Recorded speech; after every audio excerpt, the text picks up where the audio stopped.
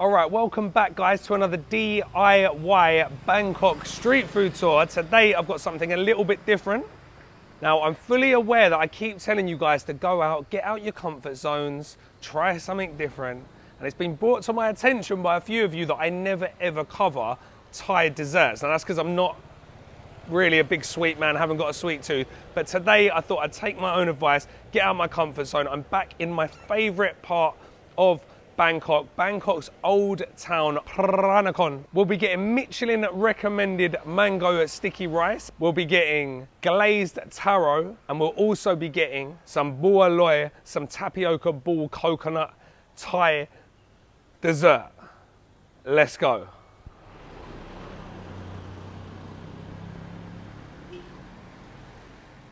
So I just absolutely love walking around this part of town. I just said it was my favourite part of town. Everyone knows Thonburi is my favourite part of town, but this is a close second. We're really, really close, well the top of the road is really, really close to Khao San, the famous backpacker area. It's also randomly really famous for lottery tickets. There's a couple of massive buildings on the Khao San road end, just full of lottery tickets. So apparently it's a really, really lucky place to buy a lottery ticket, so we might go and play that today. But it's also really, really famous for really, really good Thai food, especially Thai sweets, which is what we're going to get today. But they've also got other Thai food here. I don't know if you saw my old town video before, where I stopped at Rattanakosin and got a really, really good Rattana and Pad See Ew. But today we're not here for the savoury, today we're here for the sweet. So let me try and find our first stop, which is Jenny, Puak, hima. All right, absolute donut, I'm standing right next to it. All right, so this is it, glazed taro, very, very famous.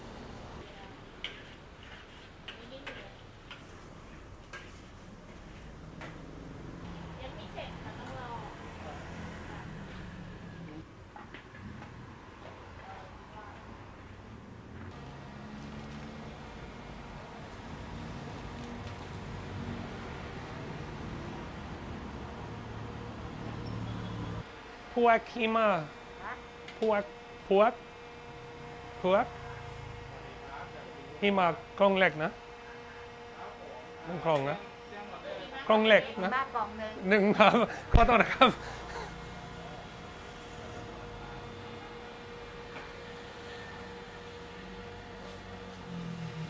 ภาษาไทย Puak hima หิมะ snow and you Jenny. Okay, Sawadee Krab. This is Jenny. Come and see her for your taro. Krab. So I had a little bit of a nightmare ordering that because I've never said this before, and I've never ordered this before. So I've never eaten it before. This is my first time. We need to find somewhere to eat this. Bear with me. All right. So this is Rattanakosin. And this is where I have my Rattana and Pad See Ew. So if you haven't seen that, make sure you check it out. Where am I going to sit? Right, wherever this thing is, this archway, this is where I'm going to sit. The shop, just there. We'll go and get a couple more bits in a sec. I'll just sit underneath here, why not? All right, so there's sweet glazed root vegetables with spring onions. So this should be interesting. All right. Taro, if you haven't had taro before, it's a root vegetable. It tastes like a potato. Like a cross between a potato and a sweet potato, kind of. Yam, maybe? I haven't really explained that very well. I was expecting these to be a lot sweeter than they are because they're deep fried and they're like a big fat chip. They're like like an English chip, like a fat English chip, and they're glazed in like a sugar solution. So what they do first, they deep fry the taro wedges with pandan, like pandan leaf in the oil. They take them out and then they coat them in a sugar salt sort of solution. I was expecting them to be sweeter though, and I thought it would be a bit weird with the spring onion. But actually, It tastes a little bit like,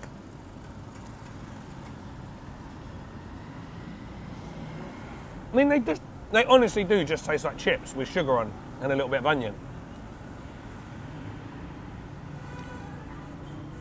They're interesting though. I think I'd much prefer them without the sugar on it. If you just fried the taro with a little bit of salt and threw on the spring onions, I'd really like that, but it's slightly odd with the like white crusted sugar solution. Now, that's why they're called, and I can't say this properly, as you just, you can probably tell by how I ordered them. Puak hima. Hima means snow. So the white on the outside of the taro is obviously why they're named snow, because it resembles snow.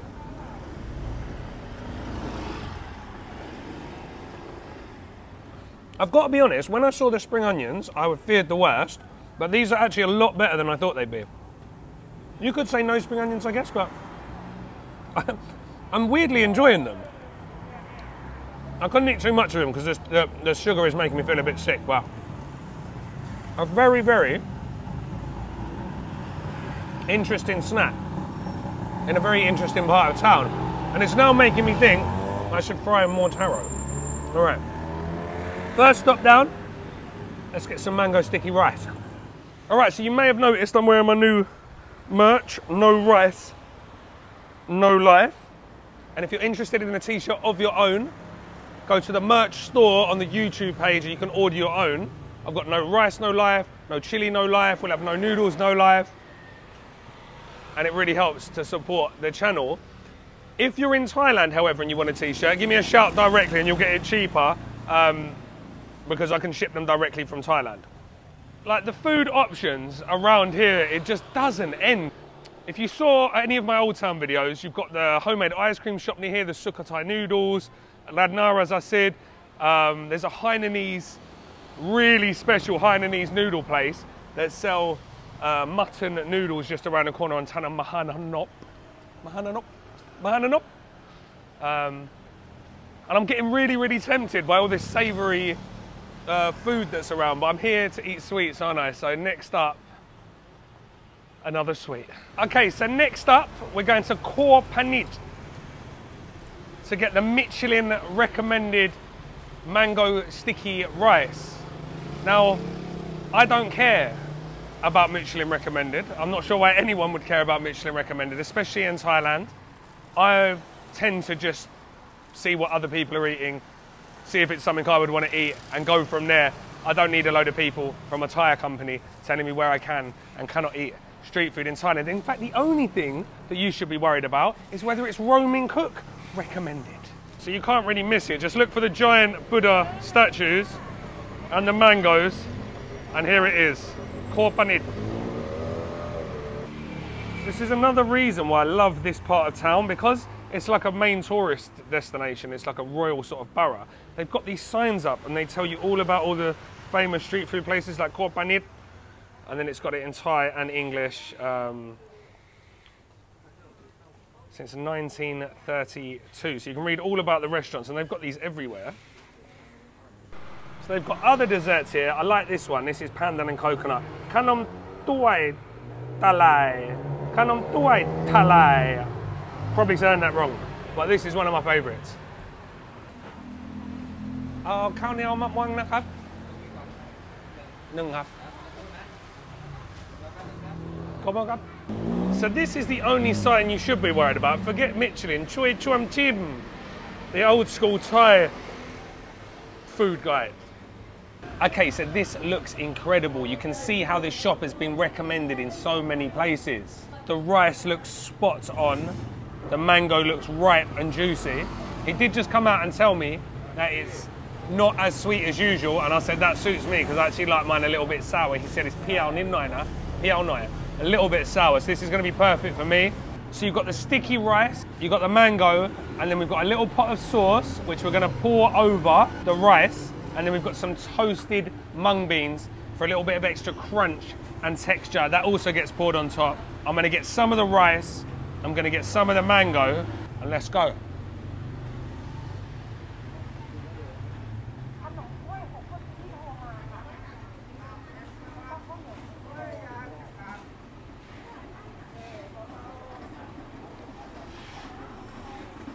That is unbelievable, you know.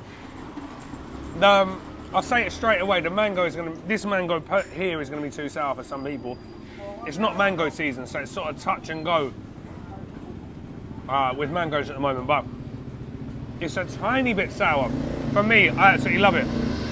So I'll explain how they make the rice. So a lot of people think they make the rice sticky. That's not what they do. This is sticky rice. This is khao niao. It's glutinous rice. It's already sticky. You steam it and you can have it savory or you can have it sweet. If you have it savory, it's still sticky.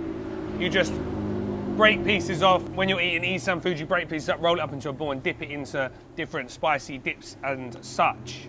When it's sweet, they cook it in the same way. They steam the rice and then they cover it in a sugar and coconut milk solution, leave it for about an hour, and what that does, it absorbs all of that sugar and coconut milk into the rice. So it doesn't make it sticky, but it does make it sweet. On top of that, you have a salty coconut sauce. Sometimes they get this terribly wrong. All it is salt, coconut cream, and rice flour to thicken it, okay? Sometimes it's too salty, sometimes it's not salty enough. The balance here between sweet rice and salty sauce on top is absolutely perfect. The mung beans are toasted to perfection, crunchy, nutty, absolutely delicious. So once you combine the two, you've got sweet, salty, crunchy, and then slightly sweet and sour, fresh mango.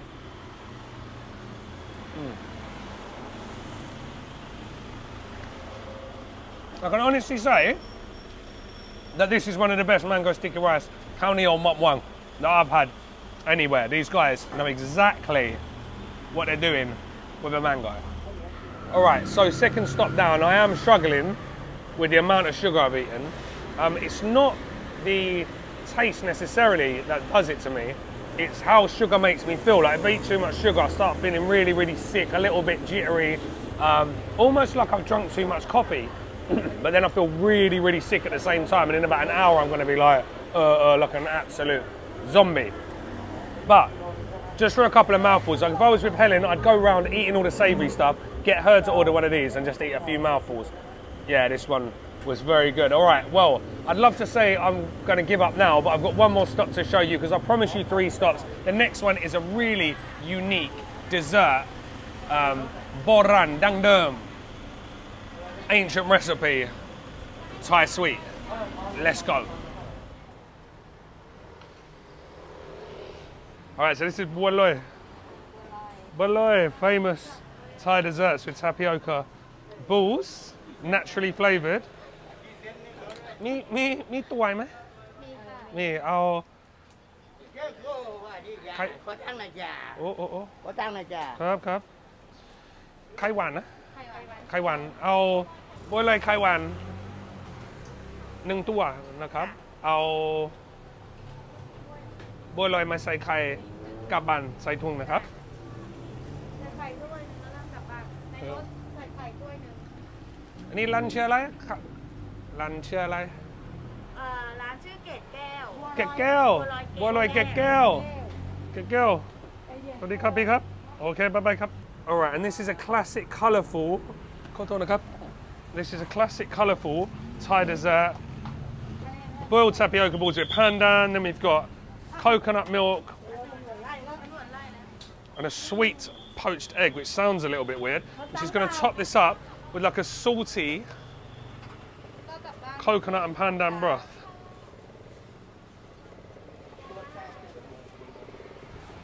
And it's a very, very tight squeeze here. Like I'm properly in everyone's way. It's just a little pavement sidewalk little eatery. Just one of hundreds of decent Thai eateries in this area, as I keep telling you. Look at all these famous people on the wall. Khop on ma khap.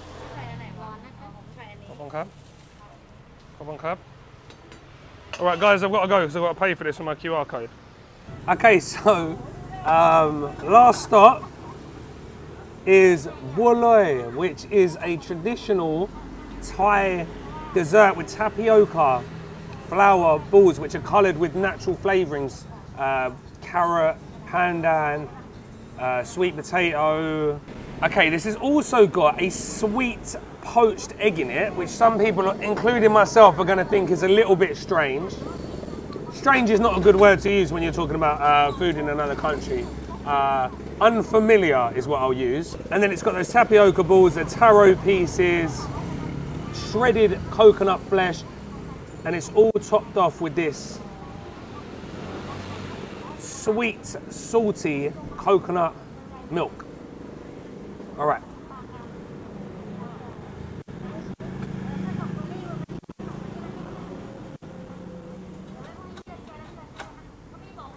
Again, for me, the taro in a sweet is a little bit odd. It is like just having a potato in a sweet in England.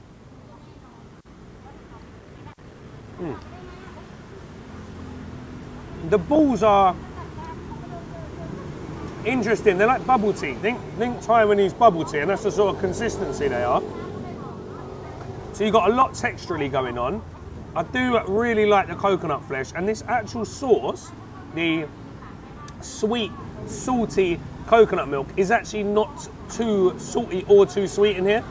I did one at Klong San Plaza called Bua Loi Khet Kaew, salted egg yolk, and it was so salty. The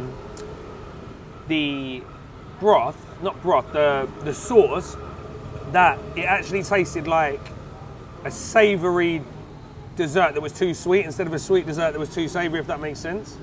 I'm going to try this sweet egg yolk.